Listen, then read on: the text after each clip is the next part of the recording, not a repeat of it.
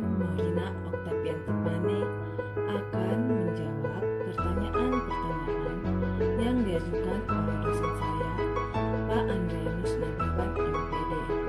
Pertanyaan yang pertama, secara KBBI, perencanaan berasal dari kata dasar rencana yang artinya konsep rancangan atau program, dan perencanaan berarti proses pembuatan cara merencanakan seiring dengan Anda menjadi guru di masa depan. Yang menjadi pertanyaannya ialah tuliskan dan sebutkan bagaimana pemahaman Anda tentang perencanaan pembelajaran. Dan pertanyaan yang kedua, tuliskan dan sebutkan benefit yang Anda dapatkan dalam proses pembelajaran dalam perkuliahan yang kita laksanakan. Pertanyaan yang ketiga, tuliskan dan sebutkan komponen-komponen dalam rencana pelaksanaan pembelajaran. Yang keempat ialah tuliskan dan sebutkan secara singkat dan padat bagian A itu pengembangan materi pembelajaran, indikator pencapaian kompetensi, dan C itu tujuan pembelajaran. Dan jawaban saya yang pertama itu, menurut saya, di mana suatu proses perencanaan merupakan suatu rangkaian urutan yang sangat rasional di dalam penyusunan rencana.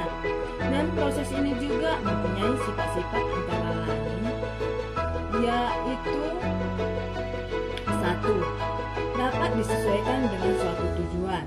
Yang kedua, dapat disesuaikan dengan keterbatasan yang ada. Dan yang ketiga, dapat dikembangkan sesuai dengan teknik dan kebutuhan tertentu. Dan proses perencanaan ini pada awalnya merupakan suatu proses di mana konvensional yang sering disebut juga classical planning process dan Cartesian planning process. Dan proses konvensional ini juga merupakan proses yang sangat terbuka bagi yang menghasilkan produk yang terbuka. Dan di dalam perencanaan ini ada namanya input yang merupakan data-data ataupun informasi. Sedangkan output merupakan produk perencanaan yang sudah direncanakan. Dan sedangkan analisis ada keterkaitan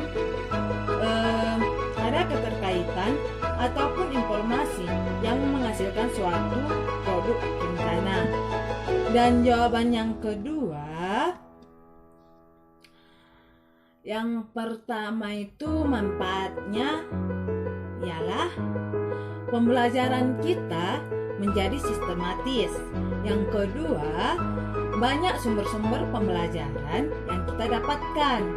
Yang ketiga, pola dasar kita dalam mengatur tugas. Yang keempat itu, dan dapat menjadi pedoman kita saat kita nanti kerja. Yang kelima, kita dapat menyusun data. Dan yang keenam itu, kita dapat menghemat waktu kita. Dan yang ketujuh itu, ada alat ukur yang menjadi efektivitas kita nantinya. Dan jawaban saya yang ketiga ialah yang pertama, identitas program pendidikan. Yang kedua itu kompetensi inti dan kompetensi dasar. Yang ketiga, indikator pencapaian kompetensi. Dan yang keempat itu tujuan pembelajaran. Yang kelima, materi pembelajaran. Dan keenam, strategi pembelajaran. Dan yang ketujuh, kegiatan pembelajaran. Ke-8, media pembelajaran. Dan 9, sumber belajar. Dan 10, penilaian hasil belajar. Di sini juga ada dan yang keempat, yang terakhir ialah yang bagian A, pengembangan materi pembelajaran, suatu fakta, konsep, prosedur, dan metakognitif yang sangat relevan dan dituntutan KD. Dan ditulis ini dalam bentuk butir-butir yang sesuai dengan rumusan. Indikator ketercapaian kompetensi ini dan mengintegrasikan nilai-nilai karakter yang sesuai dengan hasil analisis materi.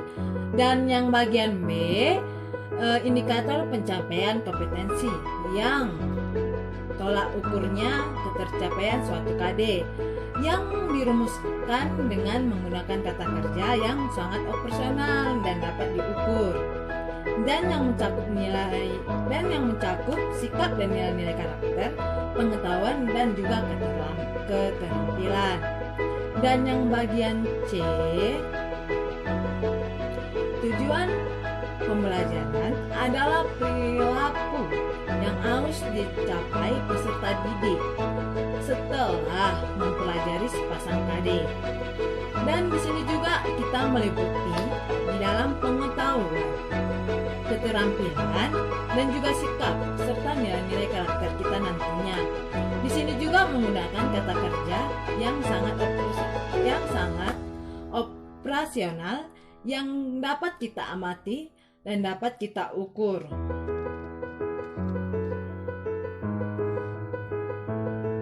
Baiklah, sekian dari pembahasan saya. Jika ada kata-kata yang salah, mohon dimaafkan. Semoga pembahasan saya tadi sangat bermanfaat bagi kita semua. Sekian dan terima kasih. Shalom.